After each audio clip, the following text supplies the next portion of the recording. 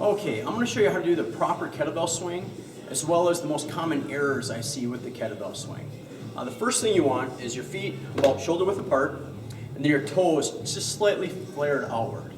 All right, now with a squat, you want your butt to go up and down, okay? Up and down.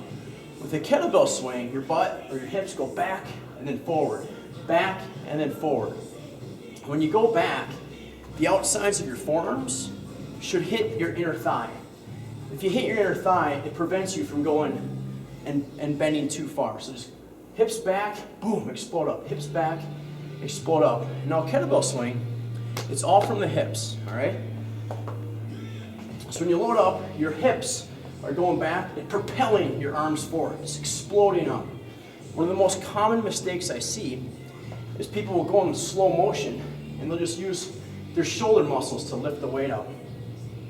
What you do is you hips back and explode, and it's explode and then gravity, explode and then gravity. The next common mistake I see is I call it more of a squat swing. People are dropping their butts and swinging as opposed to hips going back and swinging. The third common one is people tend to keep their knees bent and just hinge like this and sway back to get the weight up. When your hips go back and it's come forward, your legs will straighten out.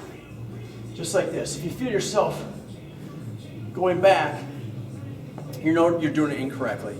If you feel like something's a little off, just drop down weights until you get the form proper, and then you can start adding weights. Once you use your hips properly, you can really use a lot of weight. 80 pounds is really not that much. With my shoulders, I can barely lift it. If I get my hips into it, it's not that heavy at all. And if you do it right, you can even let your hands go, because it's just hip momentum at the top. And then when you set it down, it's always good. Use your legs to set it down. You don't want to work good form and then set it down with a small of your back and hurt yourself after a good set.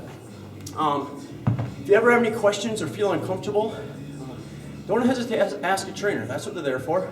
And work with you on the side, either before class, after class, or just rewatch this video and practice on your own. You can use anything.